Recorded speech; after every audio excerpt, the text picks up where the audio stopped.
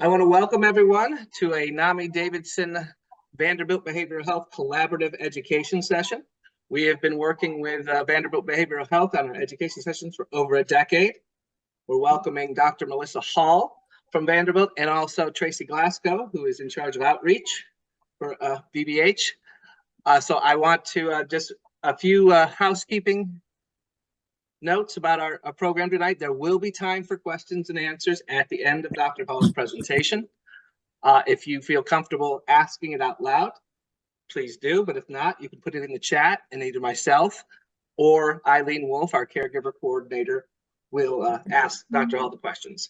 And for those of you who don't know, I am Don Liacano. I'm the program manager at NAMI Davidson County. I'm also in charge of scheduling and running our education sessions. So welcome.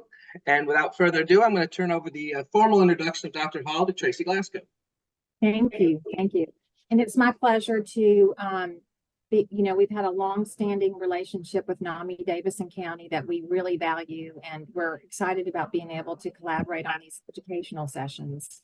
And we're really excited to see this wonderful turnout tonight. So that's exciting. It is my pleasure to introduce Dr. Melissa Hall. She joined the Vanderbilt Department of Psychiatry in 2022. She serves as our Medical Director of Hospital Services for Vanderbilt Behavioral Health. In this role, Dr. Hall provides physician leadership for the inpatient and our partial programs and our intensive outpatient programs here at Vanderbilt Psychiatric Hospital.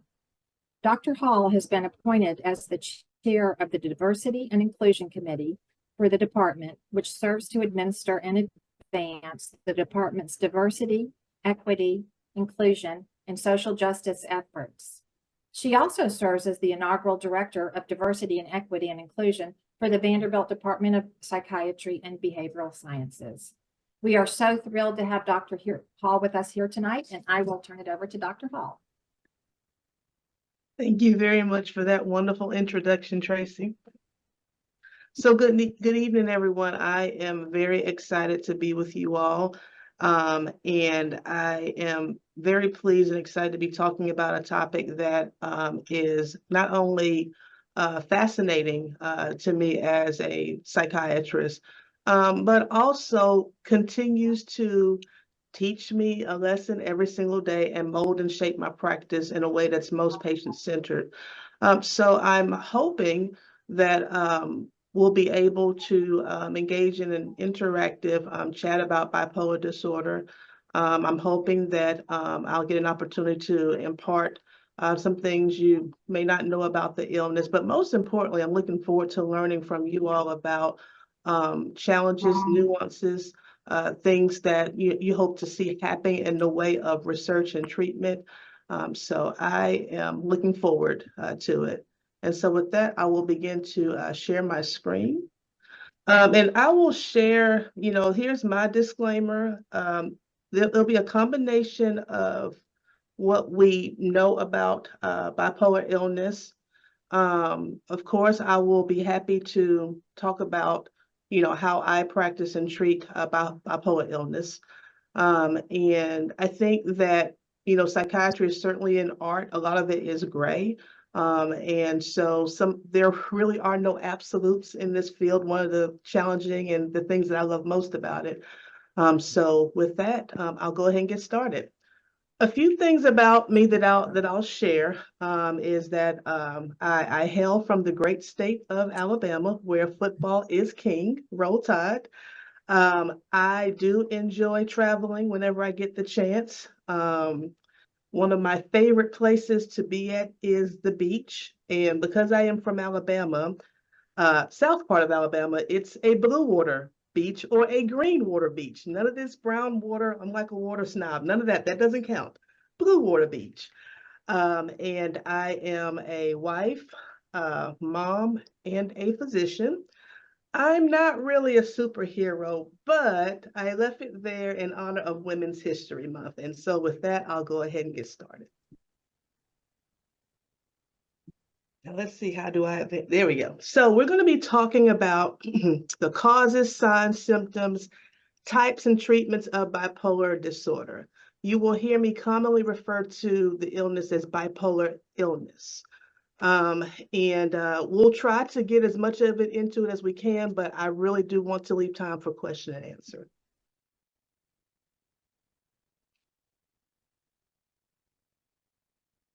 So let's start off with some common myths about bipolar illness. And these are all ones that I've heard. Honestly, the talk would not be long enough for me to list all of the myths that I've heard. But people with bipolar disorder are just moody. How many have you heard that? Bipolar disorder is mostly mania. This is one of my favorites. Mania is fun and exciting. As like a sidebar or an aside to that, one of the ones that I've heard was that I really don't have bipolar illness. I'm just free spirit and I like to have a good time. And then the other one that, often does land folks in the hospitals, people can stop taking their medication once their bipolar disorder is under control. These are all myths. In terms of the causes, the risks, and associations of bipolar illness, the reality of it is that in terms of the cause, as much research that has been done on bipolar illness, we really don't know the exact cause. However, what we do know is that there is a strong genetic and a heritable component to bipolar illness. As a matter of fact, we commonly see bipolar illness and schizophrenia illness run in the same families. And so there's been a lot of speculation that they may even be on the same gene. So we do know that there's a strong heritable component to bipolar illness. We guesstimate the age of onset to be anywhere between 18 and 30. There's been a lot of research in the last 10 years or so about childhood or child onset bipolar disorder. Now, I'm not, a child and adolescent psychiatrist, but what we do know about that is that for the most part, most child and adolescent psychiatrists are reluctant to diagnose bipolar illness during the childhood time because they're still developing, with their brains are still developing. And, in some cases, it's even controversial to diagnose bipolar illness during childhood. So we tend to see officially and formally an adult onset and an adult diagnosis. The other more sombering and serious note is that suicide risk is heightened in bipolar illness, 15 times that of the general population. It's speculated that bipolar disorder may account to as much as 25% of completed suicides. And then in terms of comorbidity or what we call co-occurring illnesses, we commonly see bipolar disorder with ADHD, anxiety disorders, and certainly with substance use disorders. The main one that we see it a lot with is alcohol use disorder. So we're going to start off by talking about our signs and symptoms of mania. Now, in terms of mania versus hypomania, which we'll get into that a little bit more, hypomania, you'll still see the same signs and symptoms as you will in mania. What happens is that the signs and symptoms tend to not persist as long. In mania, we'll see the signs and symptoms that are reflected here for about a week. Sometimes it can be longer. But in hypomania, usually it will go on 3 or 4 consecutive days. And so what are the things that we see in individuals who are displaying signs of mania? Well, so we do see sudden changes in energy and activity, in terms of increasing the activity that they're doing. Now, I will note, usually the follow through won't be there. It'll be a lot of starting of chores and tasks and activities that will eventually mount up, but the follow through won't be there. The energy will be heightened. Sometimes they feel invincible on top of the world. So this is not like normal level of energy. This is energy that is needed for all these activities that they're engaging in, but not really following through and completing. Of course, we see the mood changes. The mood changes can be anywhere from euphoria to irritability. And it's not a mood swing, which, can last moment to moment, minute to minute, hour to hour. These mood fluctuations are extreme fluctuations. They are persistent and they last for days. During this time, we typically do see individuals speaking at a very fast rate, primarily because their thoughts are they're as fast and they're trying to keep up with their thoughts. So, and sometimes their speech will be so fast, like it's coming out of like a pressure hose. We do see changes in thoughts, and that's a broad topic. So specifically, we see racing thoughts where, again, the thoughts are going really fast. We also see what we call clinically flight of ideas, and that is literally, saying a sentence that lands on one subject and then picking up the next sentence with that subject theme, and then it ends on another subject, and then it goes to a different theme. And so there's no connectedness in the stream of thought or in the flow. We do commonly see impaired judgment, where in this slide, what's being depicted is the young lady is backwards on her bicycle, going in the opposite direction. And so we see that level of recklessness in mania. And individuals also can hallucinate, hear voices or see things change and distort their images. They can also develop paranoia, where they have a severe mistrust of their surroundings and people around them and think that there's something out to cause them harm. Now, what about depression? So just to kind of debunk, the myth that we started out with, bipolar illness is not just mania. It is depression as well. And what signs of depression do we see? Well, we see pretty much the polar opposite of mania: low energy, sadness and hopelessness, suicidal thoughts. We still do see irritability, but it's irritability with sadness and hopelessness.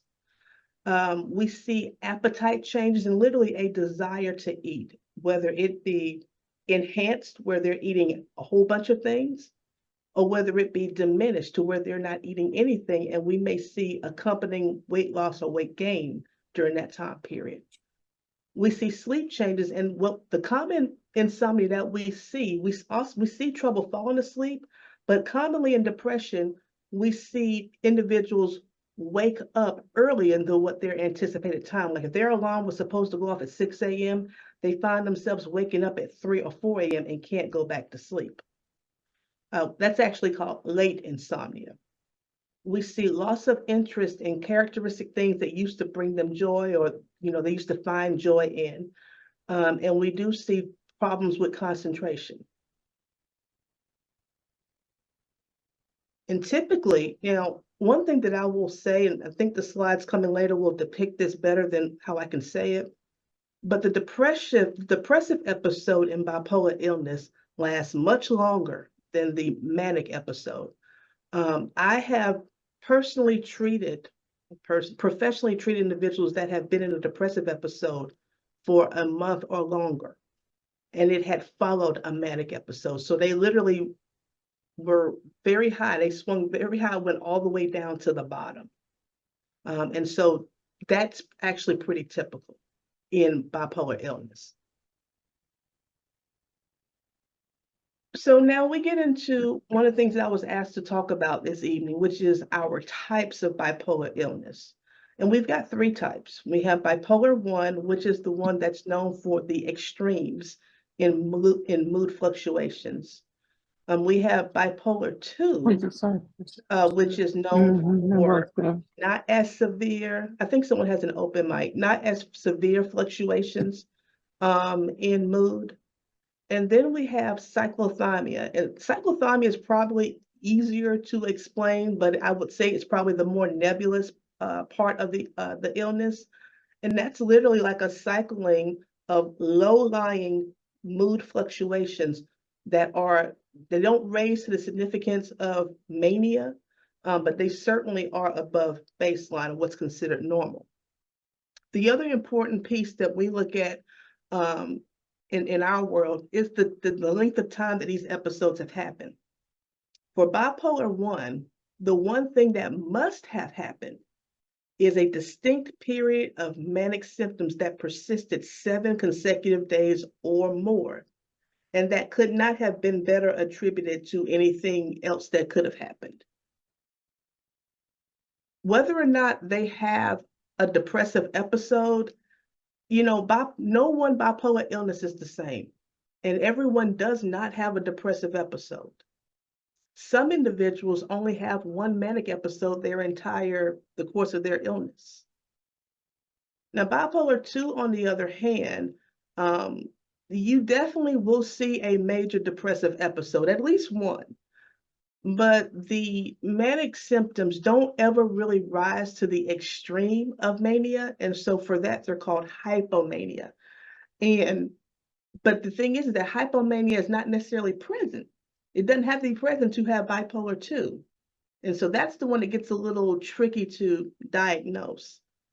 And then with cyclothymia, it's these low-lying mood fluctuations that have been chronic in nature. They've occurred for 2 years or more. And there have been depressive symptoms, but not necessarily a major depressive episode, which was characterized by the symptoms in the prior slide. So you see low-level lying mood fluctuations that persist for a longer period of time. So not really a clear, defined start and stop in cyclothymia.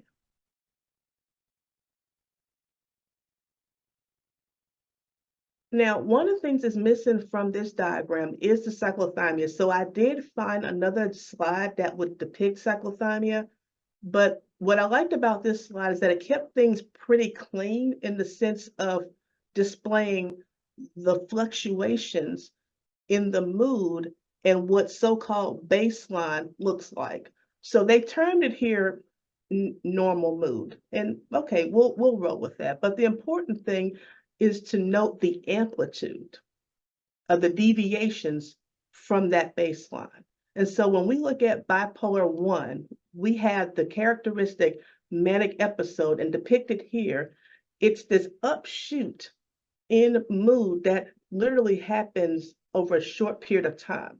Now, what's missing here is how long the manic episode lasts. If you look at this diagram, you think, oh, it just lasts for a minute and it goes back down. Not so. It lasts for at least 7 days. Typically, though, when there is a drop, it typically does drop down all the way down into a major depressive severe episode. Now, on the contrary, well, I shouldn't say contrary, but similar, but not as extreme as hypomania. And as you can see here, the amplitude of the waves, you don't see this big extreme. You just kind of see something that's never really steady and stable, and that's hypomania. Now, the thing that I want us all to take away from the cyclothymia, which is in orange, is you see a steady amplitude, in the mood. Nothing that ever becomes extreme enough for mania, but it ever becomes an extreme low for major depression. Like there's no suicidal thoughts, but it's clear that the person never really has a stable, steady state, for mood. One could argue that all of us are cyclothymic at some point, but nevertheless, that's one of the things that I wanted us to pick up from. Now, it says here euthymia, which is literally means a normal mood. Don't really pay much attention to that. The point is that you have these steady, it's like a wave in an ocean with the mood changes. And that's what we call cyclothymia, because that state persists for a minimum of 2 years or longer. Now, the treatments that we use for bipolar illness are many, and they're usually combined treatment protocols. They consist of mood stabilizers, antipsychotics, anti-anxiety medications. Now, I did put antidepressants here because of bipolar II and cyclothymia. Even that is challenging, and the reason why that is challenging, and also the reason why I don't have a slide dedicated to antidepressants, is because the reality, in practice is that any antidepressant has the propensity to cause mania or hypomania. So we really have to be very careful when we prescribe antidepressants to individuals with a known history of a bipolar illness. And then last but not least is ECT, which we reserve for the most severe cases of bipolar illness, bipolar mania, as well as bipolar depression. And I went on ahead and I listed some names of illnesses just so that we could associate medications with the categories that they fall into, because, you know, I know that sometimes that's not always explored in an outpatient visit, depending on how much time is allotted for it. So I want to include some of the names here. Now, in terms of mood stabilizers, the two that I really wanted to spend some time talking about are the two most studied. And I was careful to make sure that I picked mood stabilizers that actually have FDA indication for treating bipolar mania. And so those two are lithium and Depakote. Of the two, lithium is the most studied mood stabilizer. It is the prototypical mood stabilizer. I will also say that lithium is the only mood stabilizer like itself. The things with lithium, we don't really understand the mechanism of action. We don't really know why it works or how it works. But what we do know is that it still is the best or the most effective mood stabilizer. It's just that everyone can't take lithium, and lithium is not good for everyone. We use the level 0.5 to 1 not to demonstrate its efficacy or how well it's treating bipolar illness. We use the level of 0.5 to 1 because we know that anything above 1 can actually begin to cause kidney disease or kidney damage. And that's the reason why we monitor the lithium level. It's a very tight and narrow, what we call therapeutic index. Lithium comes in various formulations. It comes as short acting and it comes as a delayed release. We prescribe lithium in either the manic phase or in the depression phase. That's one of the reasons why it is commonly reached for if a person is a good candidate for it, because it can be used in either phase and it's effective. What I tell patients in the hospital, because I'm primarily hospital-based, is lithium does take about 2 weeks to reach what we call steady state. It doesn't mean a person will be in the hospital for 2 weeks, because truth be told, when we start lithium, and we usually start about 450 milligrams twice a day, most manic individuals start to feel slowed down or maybe sluggish by day 2 or day 3, which is not something that bodes well with them. And so we start 450 twice a day. Usually it is on the delayed release. Now, I will tell you, sometimes, Dr. Hall, sometimes we'll do the immediate release if I really need to break the mania quickly. And the reason why I'll do the immediate release is because I'll dose it 3 times. I can get to the level where I need to be faster, and it will impact mania faster. So sometimes I will do the immediate release. In regards to Depakote, Depakote is slightly different. Now, Depakote is both a mood stabilizer, but it's also an anticonvulsant. So Depakote has multiple uses. It stabilizes mood quite well, but it also is helpful for seizure control. We use the level 50 to 100 for different reasons. If I'm treating seizures, I use that 50 to 100, and I want to stay in that range as best as I can, because that's been the range that's been shown to be effective for managing seizures, epilepsy. If I'm treating mania, and that's one key difference from Depakote, I don't necessarily reach for Depakote to treat bipolar depression, but it is effective, and I do reach for it to treat bipolar mania. No one really understands the mechanism behind that. It's not the same as lithium. They work on different neurotransmitters.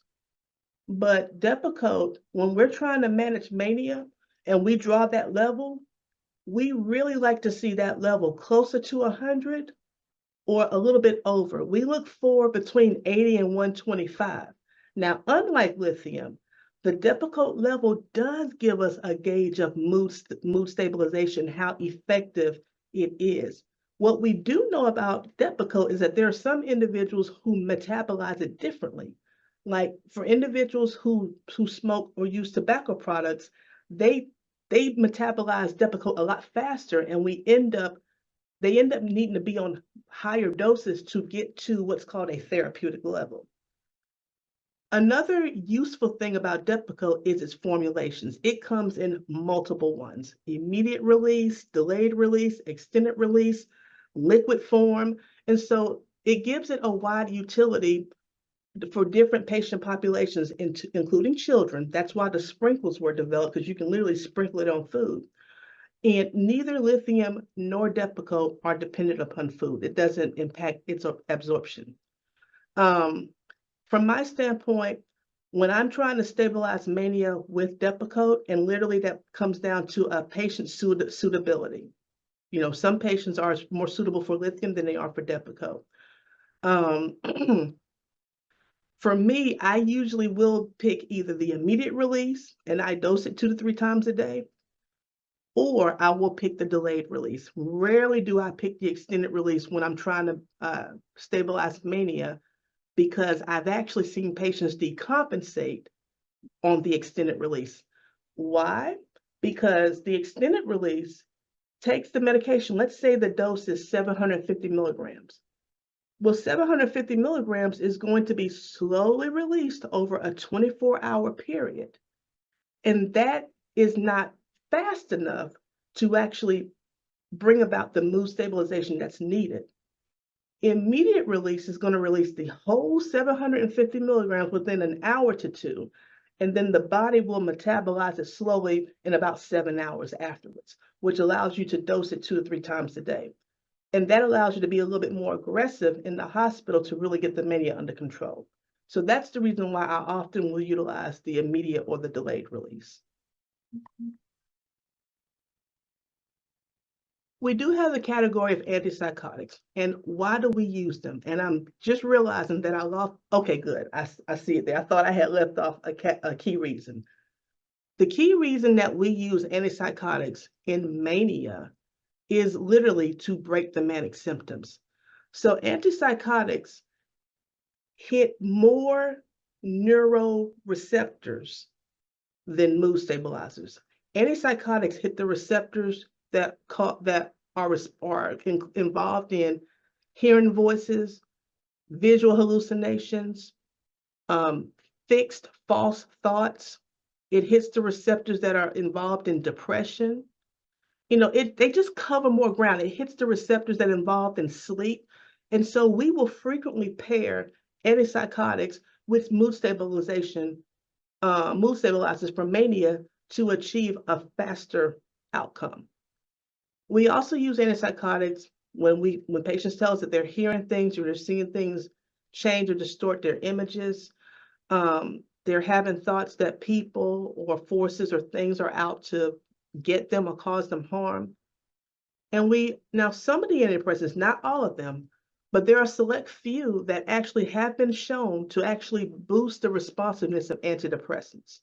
Some of them are Vraylar, which is one of the newer ones, and Abilify, which has been around for a while. We commonly use those because research has shown that they actually do make antidepressants work faster and quicker and produce a more robust response. I think, though, as I was preparing for this talk, I was asking myself, what are some of the main things that I wanted the audience to take away, from the time that we have together? Well, one thing that I want to make sure that we all know, which has been researched heavily, no ifs, ands, or buts about it, bipolar illness is a brain disease. There are actual brain changes in bipolar illness. I've already said that we don't know what causes it. There are a lot of theories out there about what causes it. We really don't know. The other thing, because I like to kind of, make sure that we end on a hopeful note, because a lot of times, particularly in the depressive part of bipolar illness, when a person is hopeless and they feel helpless and they don't see no light at the end of the tunnel, they're like, well, I don't want to go on like this. No, we don't have a cure for it, but we can manage bipolar illness. There are many people with bipolar illness who go on to lead very functional and even successful lives with treatment, with treatment. I'd be remiss if I didn't share this slide, especially given that we heard that bipolar illness accounts for up to 25% of completed suicides, not suicide attempts, actual completed suicides.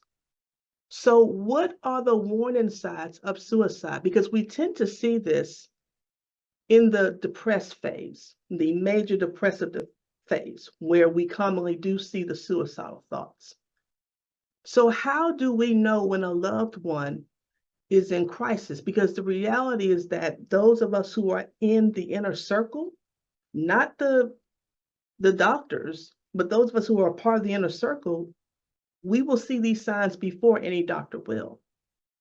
And so the person may talk about wanting to die or may be experiencing a tremendous and overwhelming amount of guilt, shame, for whatever reason. It could be directly related to their bipolar illness, but it may not be. They may feel like they're a burden to others.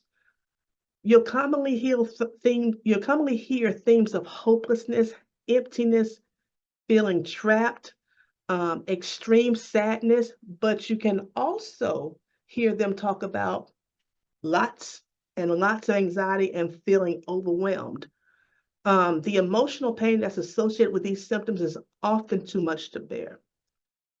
Other symptoms or behaviors that we see, if we're fortunate enough to see it in time, is the actual planning pieces, making suicide notes, posting on social media, planning, like estate planning, and not like what we typically should do with estate planning, but making wills and preparing to die.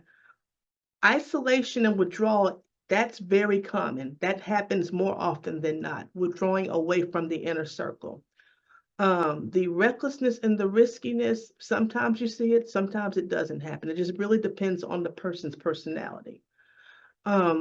Extreme mood swings. Here's another one that a lot of people miss, and it's insomnia. You know, I when I'm teaching the residents, I train them, the ones that are working in the urgent care or the emergent care settings.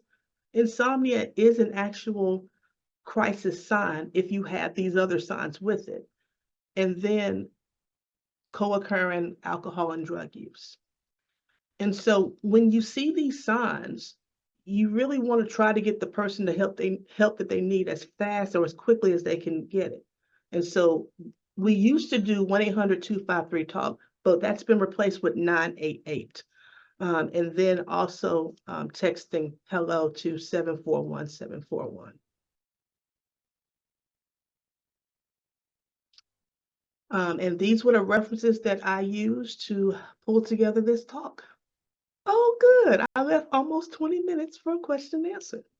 Thank you very much for your attention. I will stop sharing. Thank you, Dr. Hall. We appreciate. We are actually scheduled till 8, but I doubt we'll have that many questions. But just in case we do, thank you for keeping time in mind with your presentation.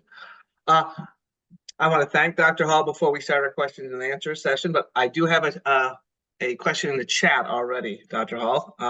Person has said, I think Depakote is an anticonvulsant like Lamictal. Is it just more effective for severe mania?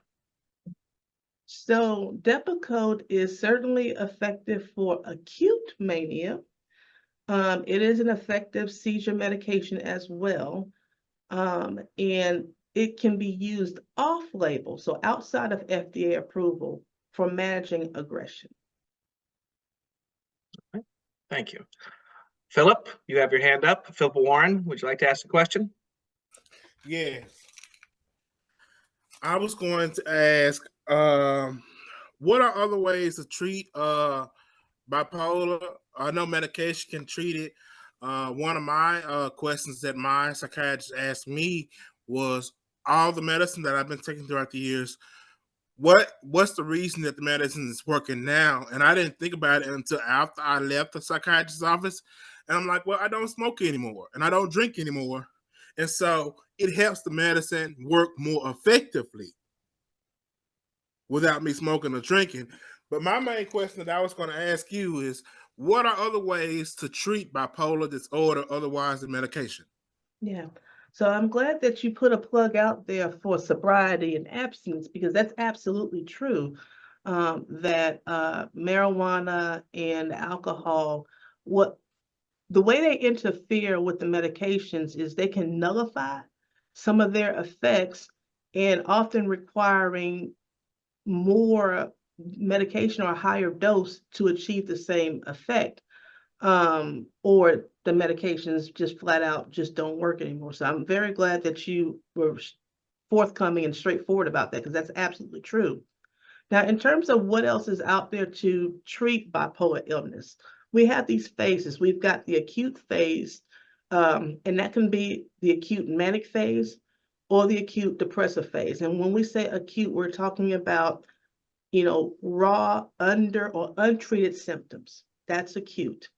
Then we, also have a stabilization phase where the symptoms have been brought under control enough to be managed in the outpatient setting.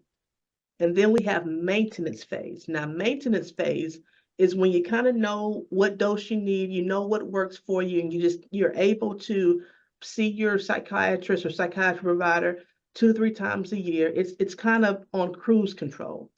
So looking at those different phases of treatment, in the acute phase, medications do predominate. I will tell you that. In the hospital, we also are able, at least here at Vanderbilt, we're able to also utilize brief psychotherapy intervention as well, to kind of help with coping mechanisms and gaining an understanding and an awareness of what's going on with us. Now, when we get to the recovery or the stabilization phase, I will say medications still do weigh in, but that also is an excellent opportunity for psychosocial and psychotherapeutical interventions to be involved, whether it's coping mechanisms, whether it's cognitive behavioral therapy, whether it's a step-down program like intensive outpatient programming or partial hospitalization programming. Those do help. The other thing that we have found out that I didn't talk about, our lifestyle changes are helpful with the stabilization phase, and even more so helpful in the maintenance phase. One of the most studied lifestyle changes that we know helps, believe it or not, is exercise. It actually helps keep the mood in check. Some of the other things that have been researched are more transcendental and spirituality things like meditation, yoga. We found that that's been helpful too. And a lot of individuals who are in maintenance phase, they use a combination of all three of these, well, all four: spirituality, meditation, yoga, exercise, psychotherapy, and medications. And that's the way they remain stable for months or years at a time. I did briefly mention ECT.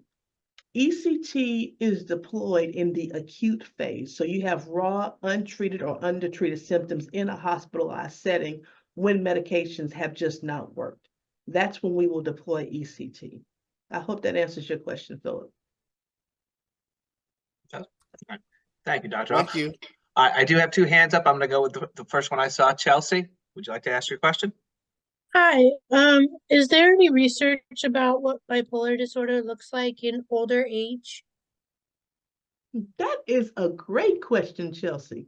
There is some, but not much, because in older age, and now when you say older age, are you talking about like 50 or 60 over, or are we talking Yes, about, like yes. 50 or 60 over. And so there is some research in that age group. It's a bit challenging to get enough people in those types of studies, because usually the researchers are looking for an isolated illness. And when you're 50, 60 plus, rarely is bipolar isolated. Sometimes people are already showing signs of memory impairment. Sometimes they are actively in their addiction. Sometimes they have some medical illnesses that the medications that they take can actually cause manic-like symptoms. And so it makes it a little bit challenging to study that population, but there is some research out there. Very good question. Thank you for asking that. Georgia. Hi, Georgia. You're muted, Georgia. Yes, there we go. Good evening, doctor. Thank you so much for having this education for us. I work at Vanderbilt. I'm a RN there on the Unit 2. I think I've met you before. Yes. Mhm. But I have a son who's bipolar, who's also alcoholic and drug addict. And he battles with whenever he gets to feeling like the medication, like he's okay, he'll stop the medication. He has been on injectable medications. I'd like to know if you could talk about injectable bi-monthly medications. I am so glad that you brought that up. Honestly, Georgia, I wasn't sure if I was going to have time to cover that. But since I do have time, yes, I will spend some time talking about that. So when do long-acting injectables become a part of the treatment plan for bipolar illness? Exactly as Miss Georgia laid out, when we have really tried to remain on the oral regimen, the pill form, and it's very, very characteristic of what Miss Georgia is saying, which is what I had put in the myth. When my bipolar illness is stabilized, I can stop taking my medication. We hit that crossroad more often than not.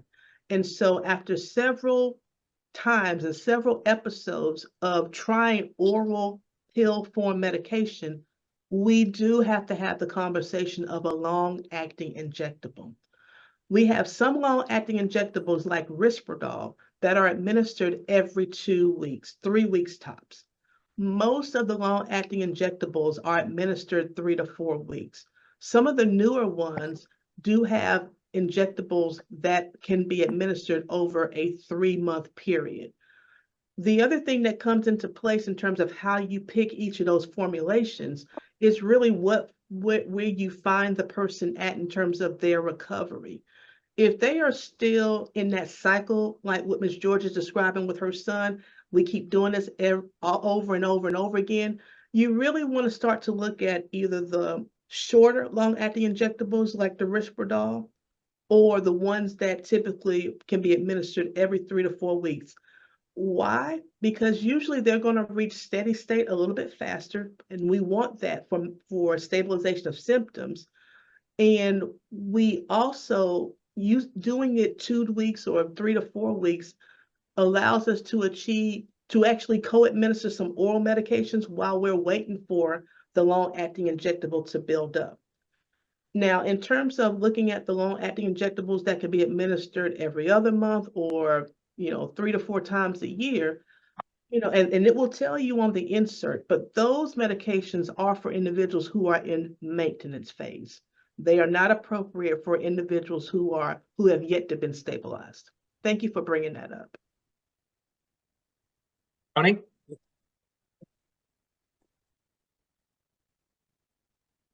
Thank you for asking that, Georgia. I have the same situation with my son, and I was going to ask the same question about the injectables. He has convinced himself that nothing he's tried, and he's been diagnosed for many years, tried a lot of different medicines, and he says they just don't seem to work for him. So right now, he really is not doing much except I think he's taking Wellbutrin and something for his anxiety, but other than that, he's not. So I'm wondering if he would be a candidate for the injectables at this point. I think that it's worth him talking about that with his doctor, as long as we're in a state of stabilization. We don't have to be in maintenance, but as long as our symptoms are being stable, even if they haven't completely gone away. That's the thing with long-acting injectables. You do need a window. There's a window of time where they're most effective in. What we usually like to see when we start having the conversation for long-acting injectables, we usually do like to see what we call tolerability to the oral formulation. I'm reluctant to prescribe or administer a long-acting injectable until I know how the person's going to handle the pill form.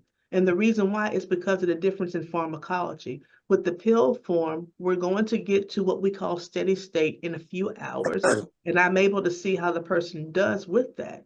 But with a long-acting injectable, the medication is released very, very, very slowly. You get to steady state in a couple of weeks, and I really want to have the experience and the knowledge of knowing if I picked a medication that is appropriate for my patient and that is tolerable to my patient. Because once I administer the injectable, I can't unadminister it. Right.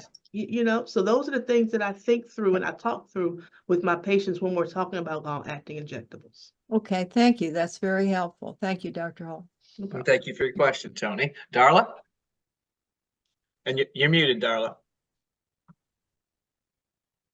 No, I'm not.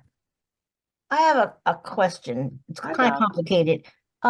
I was diagnosed years ago as bipolar by one doctor, and another doctor said I wasn't bipolar. So, and I only saw a psychiatrist for like maybe 20 minutes when he said I was bipolar, but he kept putting me on different medications because I was allergic to all the medicines he put me on. So then finally I just said, well, I guess I'm not really bipolar because none of the medicines were working, and I just stopped taking them. But does that happen a lot where people are, misdiagnosed? I mean, I would say I was very depressed. I was at a really low point in my life. He said I was bipolar depressive. I mean, I'm asking because it was personally me, and I think to myself, well, should I have pursued it, or just, like I said, all the medicines brought hives out. I kept going to the ER every time I got a new medication. Yeah. So so in terms of, how it is diagnosed, I've worked in all of the settings. I've worked in the hospital setting, I've worked in a residential setting, I've worked in a partial hospitalization program, and I've done clinic. In terms of being able to have more confidence about the diagnosis, I will say it does happen when I'm in a setting where I can talk with the patient or at least listen to the patient for longer periods of time, or either when I am able to work with them and observe them for a longer period of time. And so I feel more confident about the diagnosis for bipolar illness when I've seen them in the clinic, or when I've worked with them, in a residential setting, because when they are residential, they're there for weeks at a time. Now, when I have worked in the emergent setting, it's been challenging. I will admit it's a moving target, and it's hard to nail it down. You frequently need collateral. Now, on the hospital side, which is where I currently work now, and I am able to observe patients for several days at a time. The confidence is usually there, but admittedly, yeah, I would feel more confident when I was diagnosing it in the clinic setting and in the residential setting. Okay, yeah, this was done over the computer. And I will say, having trained in the in-person, era and transition to, virtual care during COVID, I think that part didn't matter as much. I mean, granted, by the time COVID came, I'd been practicing, for almost 10 years, and that does matter. But that didn't really change it as much, because whether they're residential or whether they're in the clinic, you still have the benefit of being able, time is time. And I still felt like I had the benefit of being able to work with them more steadily, than in an urgent care setting where you really have to take everything that you're hearing and make the best decision with the information that you have available to you.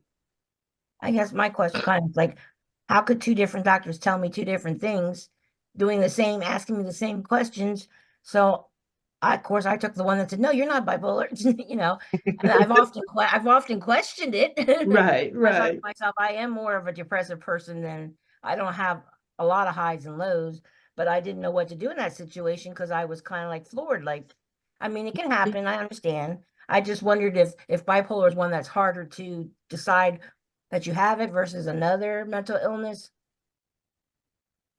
Okay, in my opinion, I haven't really faced that in the adult population. Now, when I have, interviewed adolescents, yes, it's terribly challenging. But in the adult population, not so much, not even when they've been, they're in their addiction. Because and again, the setting matters. And so to your point in terms of, well, what do I do? And I'm so glad you're bringing up this question. What do I do when one doctor tells me one thing, I have it, and another doctor tells me I don't? What I've told patients, because I do believe that knowledge is power. There is so much reputable information out there now for patient and for public consumption. Things, which is part of the reason why I presented this presentation using all public facing, data. And it's like, when you read what this is, you know yourself better than anyone. Either you have it or either you don't. And it comes to, we all have to come, whether we're dealing with bipolar illness or mental illness or whatever it is, we all have to come to that place where we have to just be real with ourselves and say, yes, some of this resonates with me. All of it may not, but some of this resonates with me versus, okay, none of that resonates with me, but I was looking at this illness and some of this does resonate with me. We have the privilege of being able to do that in this day and age, as opposed to not really having that 10 plus years ago. And nowadays, that is the thing. That's the reason why things are so much direct to consumer, and public facing, is so people can have access to that knowledge base. And so that's what I tell patients, particularly when I'm meeting them for the first time and they're coming to me with that history. I've been labeled this, that, and the other, which is a stigma in and of itself. What do I do? Who do I trust? How do I know? We have to go through that line by line. And that's one of the reasons, why I say I'm able to have more confidence in the outpatient world, because you have time to do that. Thank you for answering that. Good question. Philip, thank you, Dr. Hall. Philip, do you have a different question? Yes. I was going to ask, my doctors, they give me olanzapine. I know you mentioned two different medicines that you prescribe for bipolar, but I take olanzapine, and I'm wondering, I know it's impressive, but which group does that belong to? Yeah, I went through it so quickly. Let me go back. It's actually the group of antipsychotics. Let me go back to that, because I went through it very quickly. We have time. I can go back to that one. Okay. Yep, I will share now. Okay. Are we seeing my screen? No, we are not. Okay, now we are. Okay. So Philip, Hold on, Dr. Hall. I can't see your screen. Can anyone else see you? Here we go. It's just going slowly. Sorry about that. It's that lag. So Zyprexa is an antipsychotic. And so I'm going to fast forward to this slide here. Why are they used? Why do we prescribe Zyprexa? Because it's an antipsychotic. We prescribe it for hearing voices, seeing things change or distort their images. We prescribe it for what we call delusions, or having a fixed, false belief system that's often bizarre. And bizarre is the key word. It has to be bizarre. Mania, that slide that I showed about what symptoms are involved in mania. And now I will tell you, I don't use Zyprexa often to boost the responsiveness of an antidepressant. It's just not one that I boost for, that I look for. But I do use Zyprexa for my really, really, really, really, really severe cases of PTSD, where they do what we call dissociate and they lose touch with reality. I do use Zyprexa for that because it's been helpful for that. So any number of those things, combination, or it could be just one of those reasons, that might have something to do with why your doctor selected Zyprexa for you. But these are the reasons why I prescribe Zyprexa. I hope that's helpful. Okay, thank you. Mm-hmm. Thank you. Leslie, you have your hand raised.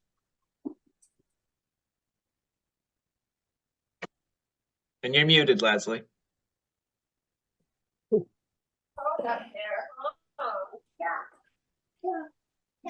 Leslie, you're still muted. Hi, how about that? That's good. We can hear you now. Okay. My son has been diagnosed with schizophrenia. Oh, you're muted again. Okay. There you go. Can you hear me now? Okay, Yes. sorry. It happens. Yeah, okay, so my son is 23. He's been diagnosed with schizophrenia and bipolar. And he's refuses to be treated. And right now he can't live with us because it's just been too much. And he clogged up our plumbing with sticks. And he's homeless, but like I have gotten him to go into treatment. And the last time he came home from treatment, he was on Risperdal, if I said that correctly. Risperdal. And when I picked him up, he was incredibly manic, like more manic than I've ever seen. And I'm thinking, is this a side effect of that? He was there for 2.5 weeks, and I know you probably don't know what he was on because you didn't treat him, but was that from that? Yeah, I've never seen him so manic in my life, and I'm like picking him up, and he's been there for 2.5 weeks. I'm happy to share with you what I know about Risperdal. Risperdal is actually one of the antipsychotics that I commonly prescribe. One of the things that I like about Risperdal is that it's potent at low doses. I mean, we're talking about even as low as 0.25. We start to see an effect with mania as well as hallucinations, even at doses that low. We commonly we're able to get a response at 1 milligram twice a day with Risperdal. Risperdal, we prescribe it twice a day to really break up the dosage. It can be prescribed once a day, but there are a lot of side effects with Risperdal. Extra movements, people feeling locked up or keyed up on edge. So that's the reason why we'll divide the dosage to lessen that response to it. And we do commonly prescribe it with like some cogentin to prevent those extra movements of what we call tardive dyskinesia, extra movements. So that can immediately set in? Like how quickly can tardive dyskinesia? So he's a musician, and I don't know if that So Risperdal is structurally similar to Haldol. So unfortunately, tardive dyskinesia can happen pretty quickly. So we start low and go slow with Risperdal. The other thing that I like about Risperdal is its availability. So you heard me talk about how it's available as a long-acting injectable every 2 weeks. Yeah, I heard you. It's also available as a dissolvable, and it's off patent. So now the dissolvable is called an MTAB. It's actually affordable now. When I trained, it was expensive, but it's off patent now. So you can put it. You can put it under the tongue, and it dissolves in seconds, and it starts to exert its effect within minutes because it doesn't have to go to the stomach and be broken down and metabolized. Wow. It's also available as a liquid. So if he's in an acute phase, just hypothetically, what would you immediately treat him with in that? Like you just got him and he's got these grandiose ideas and, with the diagnosis of schizophrenia and bipolar, like what would you immediately put him on lithium? And I mean, just hypothetically, I realize you're not treating him. I'm just curious. So we look at it's no problem. I'm happy to talk about it. We look at suitability. So when we talk about mood stabilizers that require monitoring, blood draws, I'm not going to lie. I look at compliance. I mean, if I can't trust you to go to the lab, you'd be very non-compliant. I'm not going to put you on lithium or Depakote, Okay, that makes sense because I don't think he's ever been put on that. So they try other things. I know he's had the Invega shot. But anyway, eventually, I'm hoping he'll come around and go, well, gee, I don't like being like this. I need to go see a psychiatrist. Well, it may take a few times. It really just depends. It depends on how many cycles and how low they hit. Rarely I will tell you, and I've been practicing for 15 years. I've not had anyone come to me while they were manic and said, look, doc, I'm tired of being manic. You need to get me under control. Yeah. I wish I could say that has I happened. can understand that. Yeah. That's never happened. They come to me when they are suicidally depressed and they're tired of it. Now their family might bring them to me while they're manic, but as you're seeing with your son, unfortunately the treatment is usually short-lived. Yeah, I can understand that. Yeah, I appreciate that. And then do you ever have patients that are like, you really think they're hearing voices, but he won't admit to it to me? Like he'll laugh to himself all the time, but I'm like, well, what's going on? Do you hear whatever? He won't tell me. Does that go on for a while? Or someone will actually tell you, I am hearing voices, or someone is talking to me. Without medications, to circle back to your question, about Risperdal, like I said, it's pretty potent. So Risperdal is not one of those medications that a person is compliant with and they don't get effect. No, usually Risperdal is stopped because of the side effects. It's rarely stopped because it stopped working. That just in my practice, that just hasn't happened. So it's possible that compliance was a factor even with Risperdal, even in the treatment setting, if they didn't have him on a long-acting injectable or they weren't doing the dissolvable version. Right. Yeah. No, it definitely. He said, I hate this medication, so I don't know what the option is for him as far as a medication that will help him, but yet he'll tolerate it. Believe it or not, like one of the things that I learned during my fellowship training was the concept of the psychology of prescribing. And we're able to undertake that or to engage in that in the outpatient setting. It's challenging. I try to do it in the hospital setting. It just depends on where the patient is. If we can engage in that exchange and they can hear me out and they're like open to medication. But there is a thing of the psychology of prescribing where you have to get to know someone and their attitude about medication and kind of roll with the path of least resistance, so to speak. Yeah, I mean, I've kind of wanted him to just start talking to one. I was like, you don't even necessarily start taking medication, just go establish a relationship with somebody. Right. I don't know that they're necessarily going to be writing out a script that same day. Or I may tell them ahead of time, like, don't push it too quick, win him over first. Just got to find that right person. Yes, ma'am. Well, and get him to go. I can't get him to go. He'll grab my steering wheel. I can't. Like, it's too dangerous. I've tried believe me, I've tried everything. So. Well, don't, as I alluded to, don't give up now. No, I haven't given up. I'm just like, I'm going to do a family intervention from a place of love. Like, we love you.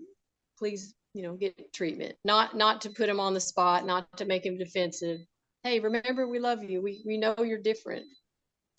We just got to get it all. It's hard to pin it down, get everybody together. Anyway, I appreciate no problem. Hopefully there'll be a window of opportunity when you see that door, you got to walk through it. Oh yeah. Yeah. No, I haven't given up. It's just so hard. It is. It's very hard when he doesn't want help. Well, thank you for sharing, Leslie, and thank you for asking the question. Thank you.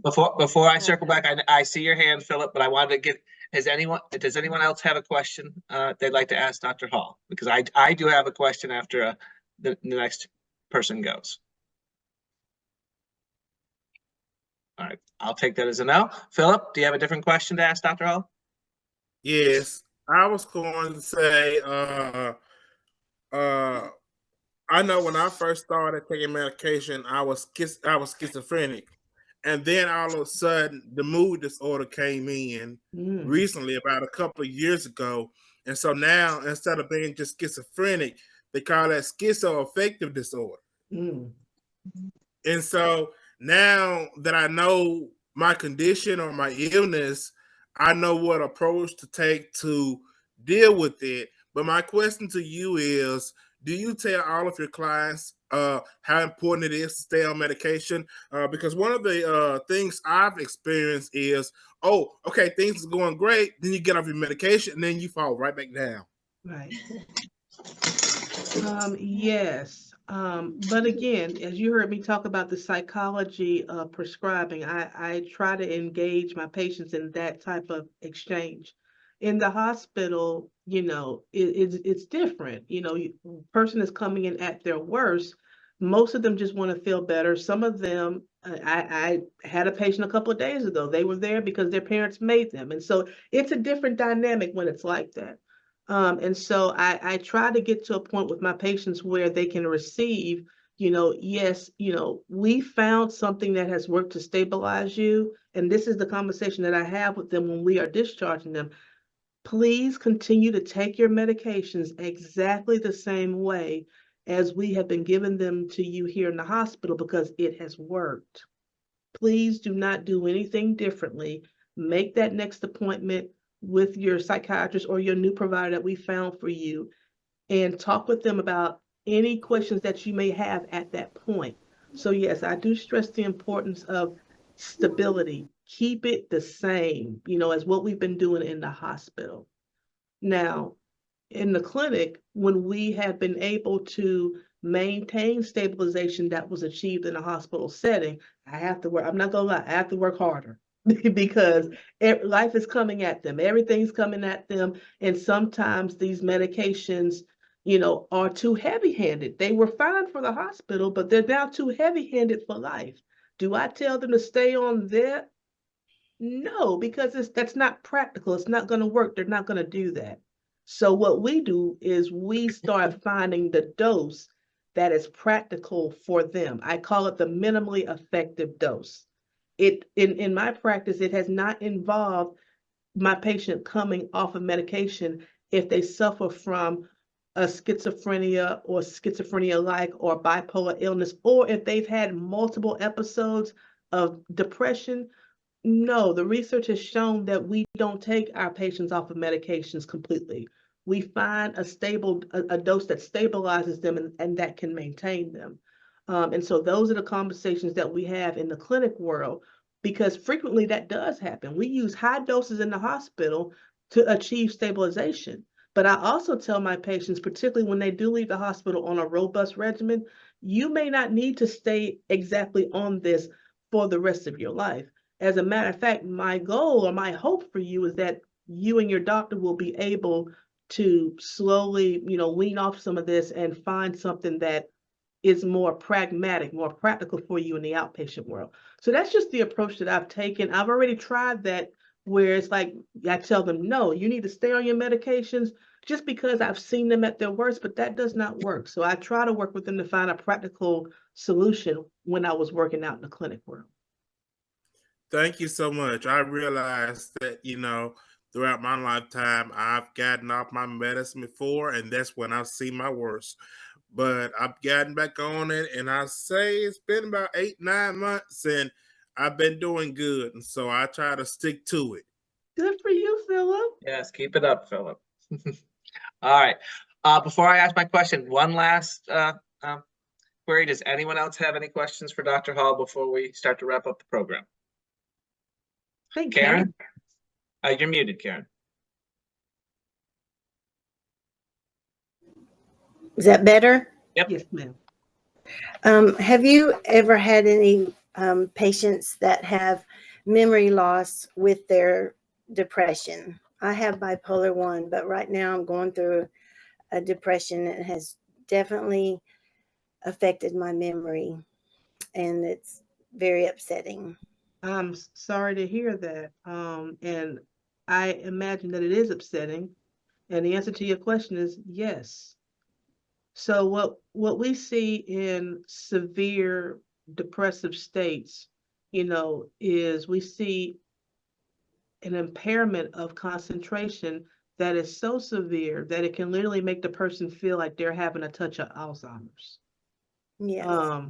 We also see memory impairment after we've tried to stabilize severe depression with ECT, because it's electrical shocks to the brain. We do see memory impairment during that treatment course as well. So the question then becomes, okay, well, Dr. Hall, what do I do about this?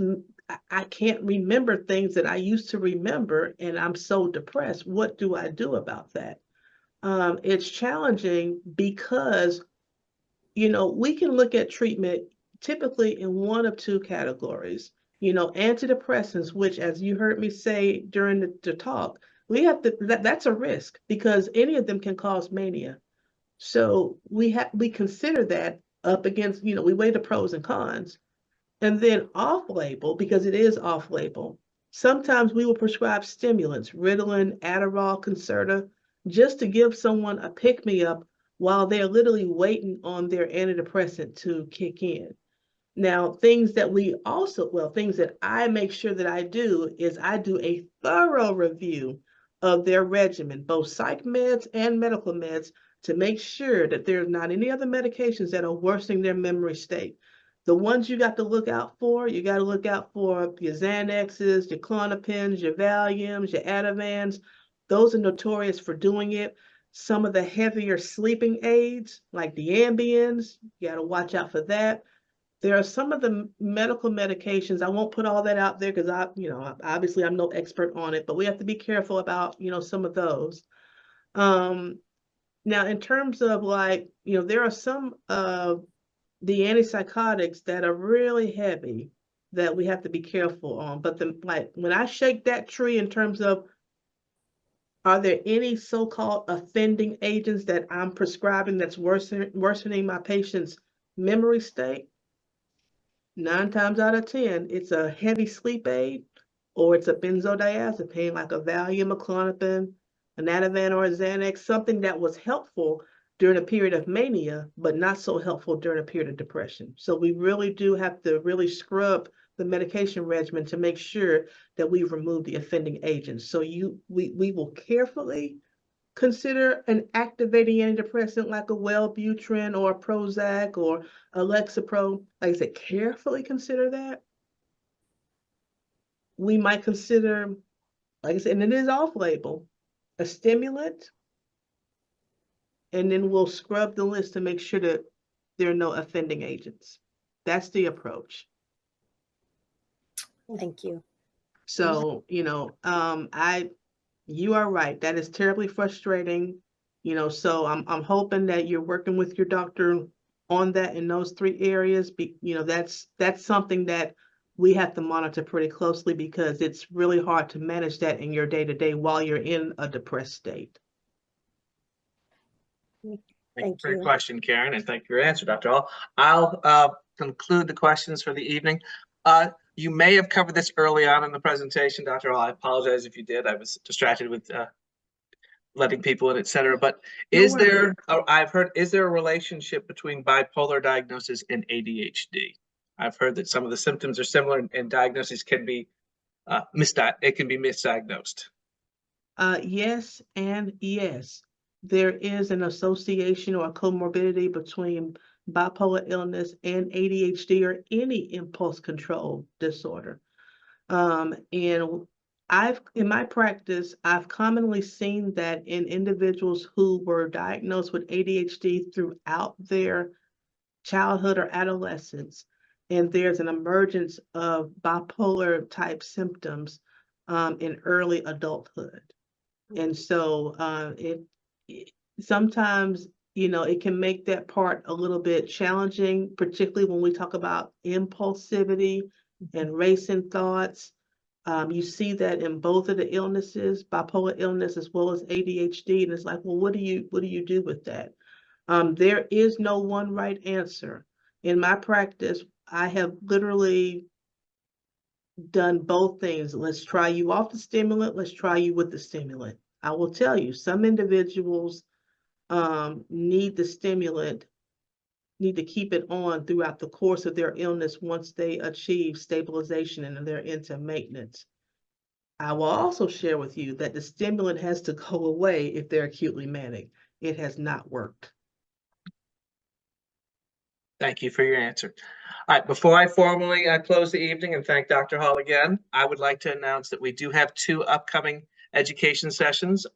Next Wednesday night, March 27th, we are welcoming Violet Gao from the Mental Health Co-op. She is a co-response crisis supervisor. She's going to be talking about lessons learned in crisis intervention. So pretty much what to do and what not to do in a mental health crisis. That's next Wednesday night.